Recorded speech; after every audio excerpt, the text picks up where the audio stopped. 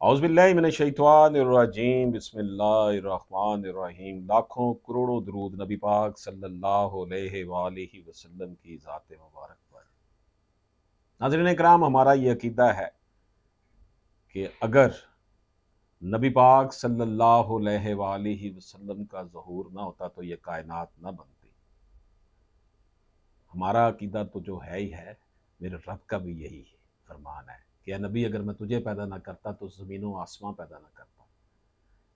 ए नबी, अगर मैं तुझे पैदा ना करता तो अपने रब होने का इजहार ना करता। तमाम सातें, तमाम लम्हात जो हैं वो हमें नबी पाक सल्लल्लाहु अलैहि वसल्लम के तुफ़ैल मुयस्सर आए हैं। नाज़रीन इकराम, मेरे हाथ में मन की नगरी है। ये किताब सिर्फ 160 सफ़ात पर मुश्तमिल है। इस किताब को जब तहरीर किया गया तो तहरीर करना जब शुरू किया और इसके पब्लिश होने तक तकरीबन 8-10 साल का अरसा लगा। इस किताब में बंदे और खालिक के दरमियान जो ताल्लुक है उसके हवाले से बात की गई है। और नाज़रीन कराम, ये किताब जो कंपाइल होकर मन की नगरी की सूरत में आपके सामने है, इसके अंदर जो मज़ामीन हैं वो एक ख़ास कैफियत में ही लिखे गए। ऐसे मज़ामीन मुमकिन नहीं था इस नाचीज़ के लिए कि वो किसी वक़्त भी लिख सकता। एक ख़ास कैफ़ियत होती थी जो अल्लाह पाक के फ़ज़ल व करम से और नबी पाक सल्लल्लाहु अलैहि वसल्लम के नालाने पैक पाक के सदक़े मुझे ये हिम्मत होती थी कि मैं लिखता। नाज़रीन, इस किताब में अच्छा ख़ासा मटीरियल है, 36-37 के करीब टॉपिक्स हैं। लंबे मज़ामीन नहीं हैं, चंद सफ़हात पर मुश्तमिल मज़ामीन हैं, जिसमें सोच का आईना, फ़राक़ व हिजर की हकीकत, ज़िंदगी बेयकीन मौत पुर यकीन, खालक अता ही अता, हज़रत वासफ़ अली वासफ़ की फ़िक्री असास, इश्क़ मजाज़ी से इश्क़ हकीकी का सफ़र, तालब के मन की चाहत की तड़प, तदबीर तकदीर और खालिक की रज़ा, रूह जिस्म और ज़िंदगी, रब ही तो रब है, नबी पाक सल्लल्लाहु अलैहि वसल्लम से अक़ीदत के तकाज़े, मन की उजड़ी बस्ती, मन की राहत, मोमन की मौत और उसकी रूह का सफ़र, मियाँ जी रहमतुल्लाह अलैह मेरे पीर व मुर्शद जो हैं उनके हवाले से मियाँ जी रहमतुल्लाह अलैह का डेरा, माशरे में मुनाफ़िक़त की बहुतात, माशरे के नासूर, फ़िक्र हुसैनी के पैकर, खालक और बंदे के ताल्लुक़ की बुनियाद खैरुल बशर सल्लल्लाहु अलैहि वसल्लम, और फिर खुद आगाही। उसके बाद इश्क़ रसूल सल्लल्लाहु अलैहि वसल्लम के बग़ैर ज़िंदगी फ़ज़ूल, खालक और मख़लूक़ का लाज़वाल ताल्लुक़, तक़दीर और तदबीर, इंसानी अफ़ाल और तक़दीर पर रिज़्क़ हराम के असरात, हसद की आफ़त, नाशुक्री की इंतहा, गाज़ी इल्मदीन शहीद रहमतुल्लाह अलैह का हमसफ़र गाज़ी मुमताज़ कादरी शहीद रहमतुल्लाह अलैह। इश्क़ रसूल सल्लल्लाहु अलैहि वसल्लम ही हमारा ईमान, दीवानगी इश्क़ ईमान, दर्द की दौलत फ़क्र की बादशाह, बंदा खाकी की फ़ितरत, अज़मत रसूल सल्लल्लाहु अलैहि वसल्लम, हज़रत अवैस करनी रज़ी अल्लाह तआला अन्हु इश्क़ रसूल सल्लल्लाहु अलैहि वसल्लम था जिनका इमाम। और नाज़रीन इकराम, एहसास अब्दियत, उसके अलावा मेरे पीरो मुर्शद के पीरो मुर्शद मेरे नाना जान जनाब शहीद तहरीक पाकिस्तान अज़ीम रूहानी शख्सियत हज़रत बाबा वलायत शाह कादरी नूशाही रहमतुल्लाह अलैह के हवाले से एक कॉम्प्रिहेंसिव आर्टिकल। इसके अलावा बरे सगीर पाको हिंद की अजीम हस्ती हज़रत ख्वाजा फ़खरुद्दीन फ़खर जहाँ दहलवी रहमतुल्लाह अलैह की हयात व तालीमात। ये मज़मून ख़ास तौर पर मेरे बेटे जनाब साहबज़ादा मियाँ मोहम्मद उमर आसमी साहब की जो है वो ख्वाहिश पर तहरीर किया गया। और आखिर में हमारे जद्द अमजद हज़रत शेख हाफ़िज़ ख्वाजा मियाँ मोहम्मद इस्माइल सोहरवर्दी अल-मरूफ हज़रत मियाँ वड्डा साहब रहमतुल्लाह अलैह के हवाले से एक मज़मून इसमें शामिल है। गोया इस 160 सफ़े की किताब में इतने लंबे आर्टिकल नहीं है, शॉर्ट आर्टिकल हैं ताकि लोग उसको पढ़ सकें, क्योंकि लोगों के पास टाइम नहीं है आजकल। व्हाट्सएप, मोबाइल फ़ोन ने सबसे टाइम छीन लिया हुआ है। ये एक ऐसी किताब है जो हर घर में होनी चाहिए, जिसमें बच्चे, बड़े, बूढ़े सब इससे इस्तेफ़ादा कर सकते हैं। और इस किताब को लिखने का मकसद कोई कमर्शियल मकसद नहीं है। मकसद सिर्फ़ अपने जज़्बात का इज़हार है अल्फ़ाज़ की सूरत में। मेरी ये खुशकिस्मती कि आज की इस हमारी गुफ्तगू के सेशन में मेरे बचपन के दोस्त, स्कूल के क्लास फ़ेलो जनाब जावेद मुस्तफ़ाई ख़ुसूसी तौर पर आज लाहौर हमारे स्टूडियो में तशरीफ़ रखते हैं। मैंने बहुत ज़्यादा तफ़सील के साथ इस किताब का तारुफ़ करवा दिया।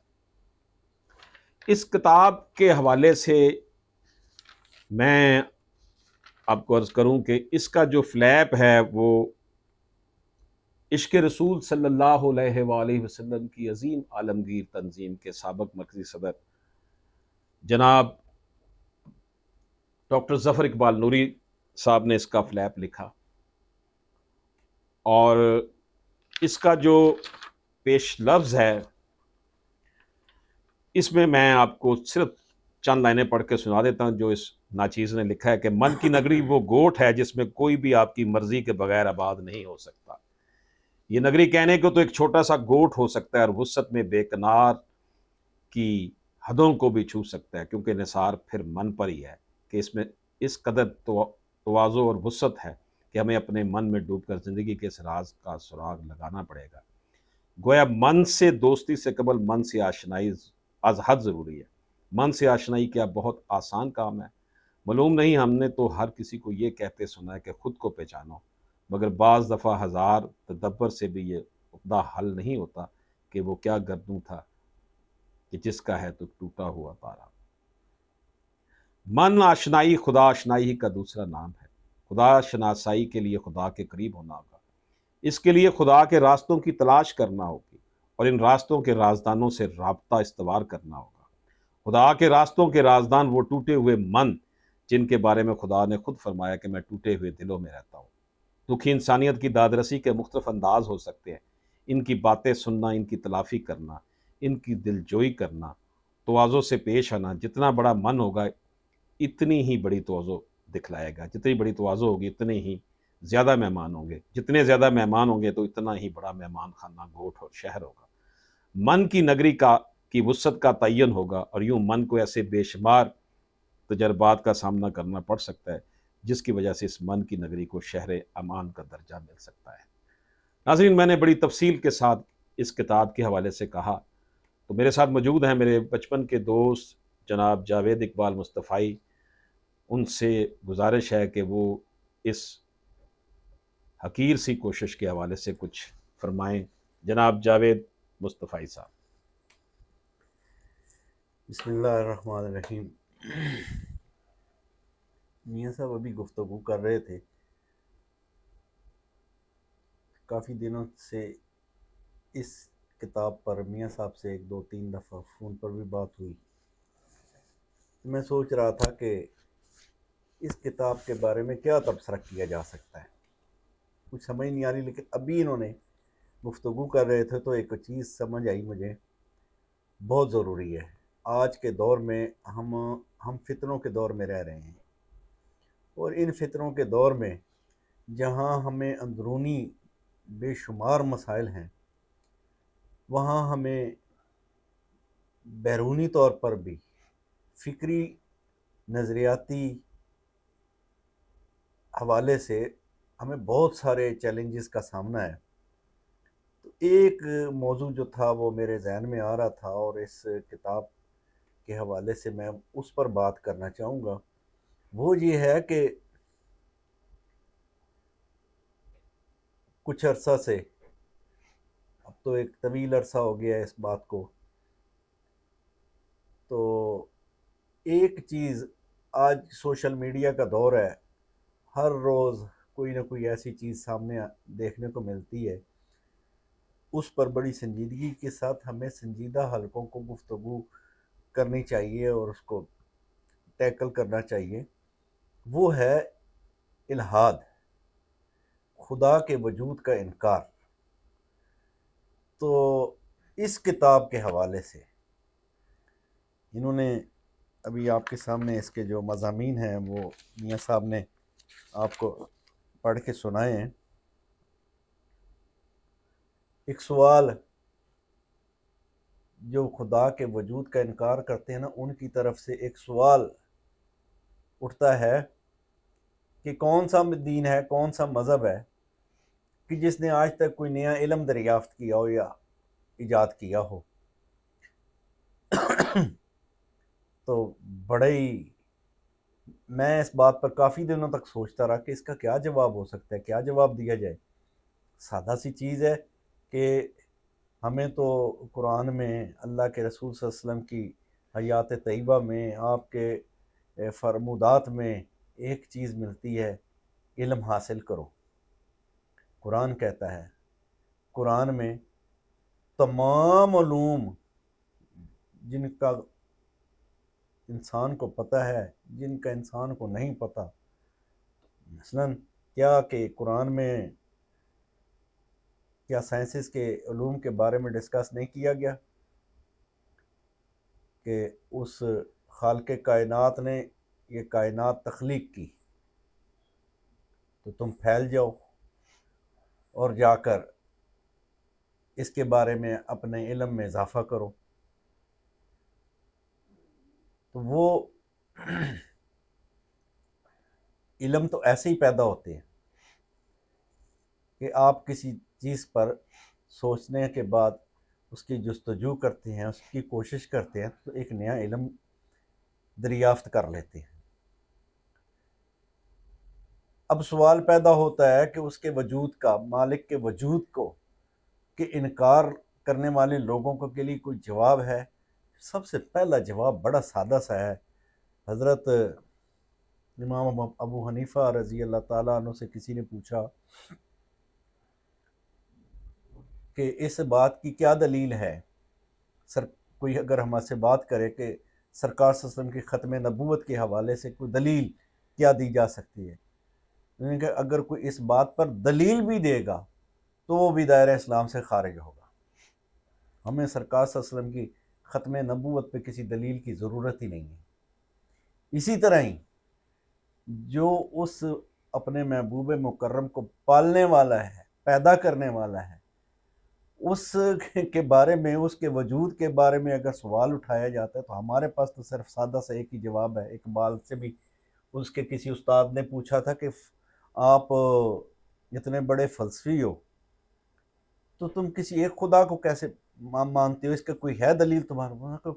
मेरे पास सिर्फ एक ही दलील है कि अल्लाह के रसूल सल्लल्लाहु अलैहि वसल्लम ने कहा कि रब एक है, अल्लाह एक है, उसी की इबादत करनी है, मुझे और किसी दलील की ज़रूरत नहीं है। लेकिन हमें अगर इस बात पर गुफ्तगू करनी पड़ जाए तो मैं तो इसके मज़ामीन जो अभी मैं देख रहा हूँ मेरे सामने है, वो अपने मन में डूब कर, मन की दुनिया में डूबे बगैर सुराग ज़िंदगी पाया जाना मुश्किल है। अपने आप में डूबना है, अपने आप को पहले पहचानना है, अपने आप को पहले अंदर गोताज़न होना है, तो वहीं से सब कुछ निकलेगा और उसके वजूद की सारी दलीलें जो हैं वो उसके बाद आपके सामने आएंगी। आज की नौजवान नस्ल के लिए, आज के हमारे नौजवान बच्चों के लिए, तालिब इल्मों के लिए मैं समझता हूँ ये मन की नगरी, आपको इस मन की नगरी से कोई इल्म आप हासिल नहीं कर सकेंगे। लेकिन सिर्फ एक बात है इसके अंदर, सिर्फ अगर आप, मैं मिसाल दूं कि मन की राहत मिल गया, सवाल आपको मन की राहत कैसे मिलेगी, अंदर का सुकून कैसे मिलेगा, इसी बात पर ही आगे खोज शुरू कर दो। जब आप अगला मजमून पढ़ेंगे तो उसी में ही आपको कुछ ऐसी बातें मिल जाएंगी कि आपको अगली डायरेक्शन भी मिल जाएगी, रास्ता भी मिल जाएगा। तो हम चलते चलते हमें तो उसके वजूद पर ना कोई शक है, उसी ने हमें पैदा किया। लेकिन जिसको अगर इस पर ये सवालात हैं तो उनके लिए, उनके साथ बात करने के लिए आप मन की नगरी ज़रूर पढ़ें। आपके दिमाग में सवाल पैदा होंगे, उनके जवाब आपके आपके अंदर से ही मिलेंगे। यही मन की नगरी है। और मियाँ साहब का कि ये वाली काविश गाए बगए, जब ये मज़ामीन काफ़ी अरसे से मियाँ साहब ये लिख भी रहे थे, तरतीब दे रहे थे, तो बहुत सारे मज़ामीन पर इनसे गुफ्तगू भी होती थी। तो मेरी तो इनके साथ इन मौज़ूआत पर बात होती रहती है। तो मुझे तो इनसे बहुत इस्तिफ़ादा हासिल करने का मौका मिलता रहता है।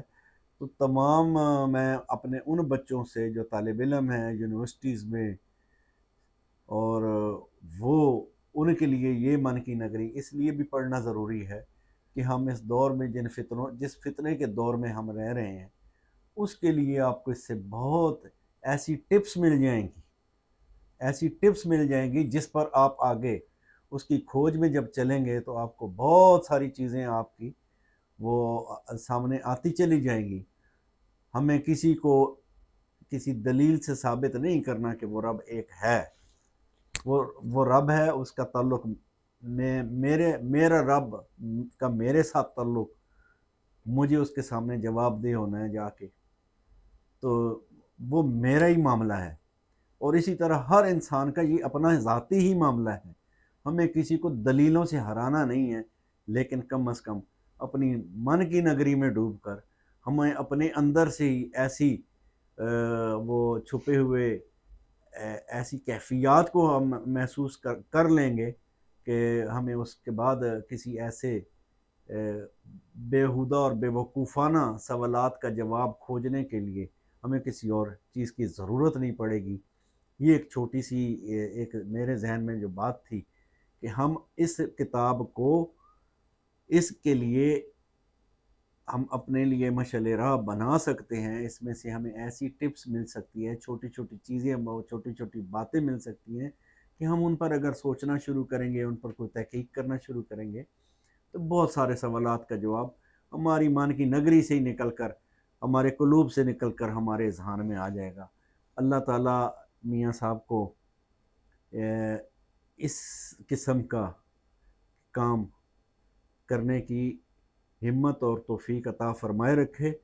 और उम्मीद करते हैं कि ये इंशाअल्लाह ताला इस किस्म के कामों में मियाँ साहब बेहद मसरूफ़ ज़िंदगी में से ये वक्त निकालते हुए ये काम जारी और सारी रखेंगे। अल्लाह ताला इनकी ज़िंदगी में खैर व बरकत अता फ़रमाए। अल्लाह ताला इनकी ज़िंदगी में सलामती और लंबी उम्र अता फ़रमाए। आमीन। नाज़रीन इकराम, मन की नगरी के हवाले से आपने जावेद इकबाल मुस्तफ़ाई साहब की गुफ्तगू सुनी। इजाज़त दीजिए, अल्लाह हाफ़िज़।